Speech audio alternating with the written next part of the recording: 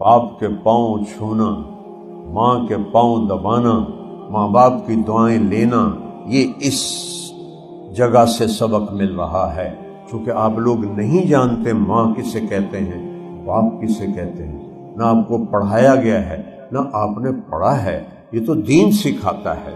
میرے نبی نے فرمایا، کہاں پہنچا دیا میں نے ابھی، میں 7واں آسمان ہے۔ ابراہیم علیہ السلام قریب آئینت وہ کھڑے ہو گئے، کھڑے، پھر آگے بڑھ کے جب ڈالا اور پھر کہنے لگے میرا بیٹا آ گیا، میرا بیٹا آ گیا۔ سبحان، کیا منظر ہوگا وہ، میرا بیٹا آ گیا۔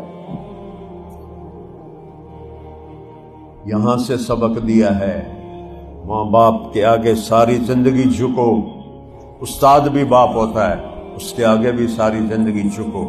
میرے نبی نے کہا، کاش میری ماں زندہ ہوتی اور میں عشاء کی نماز کے مصلی پہ کھڑا، ابھی میں نے مغرب کی نماز مسجد میں پڑھائی، کہ میں مسجد میں عشاء کی نماز پڑھا رہا ہوتا، سورۃ فاتحہ شروع کر چکا ہوتا، ادھر سے آواز آتی محمد، میری ماں مجھے پکارتی، میں نماز توڑ دیتا، میں کہتا ماں جی میں آیا، اور تمہیں تو مائیں پکارتی ہیں، تم جواب بھی نہیں دیتے، موبائل میں لگے ہوتے ہو، کیا تنگ کر رہی ہو؟ یہ بچیاں کہتی ہیں کیا تنگ کر رہی ہو، یہ ڈسٹرب نہ کرو۔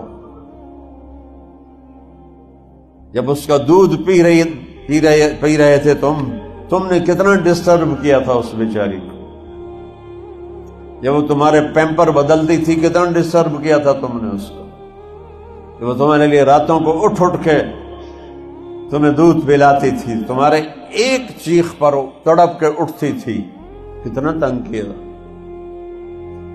ایک شخص نے اپنی ماں کو خراسان سے کندھے پہ بٹھایا اور پیدل مکے پہنچ کے سارا حج پیدل کرایا، اور عبید اللہ بن عمیر رضی اللہ عنہ سے پوچھا مسئلہ، حضرت میں نے خراسان سے ماں کو کندھے پہ اٹھایا اور پیدل مکے آیا، سارا حج کرایا، ماں کا حق ادا ہو گیا؟ اب غور سے سننا یہ بچیاں، ماں کا حق ادا ہو گیا؟ ان کا ولا تلقتن واحدہ، جب بچہ پیدا ہو رہا ہوتا ہے تو پینز آتی ہیں، لہریں آتی ہیں، درد کی لہریں آتی ہیں ایسے، پھر وہ چلی جاتی، پھر آتی، پھر وہ چیخیں نکلتی ہیں، ماں کی چیخیں، پورے اس کمرے میں اس کی چیخ و پکار ہوتی ہے۔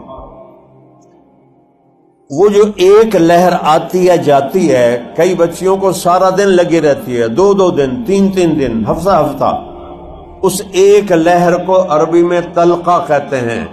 عبید اللہ فرمانے لگے، بیٹا تیری ماں نے تجھے جنتے ہوئے جو لہریں درد کی اٹھائی تھیں، ان میں سے ابھی ایک لہر کا حق بھی ادا نہیں ہوا، اس کو ماں کہتے ہیں۔ یہ ماں ہے جسے تم نہیں جانتے، کہ تم نے پڑھائی کوئی نہیں، تمہیں پڑھایا ہی نہیں گیا۔ باپ کیا ہوتا ہے؟ میرے نبی نے فرمایا، باپ جنت کا سب سے بڑا دروازہ ہے۔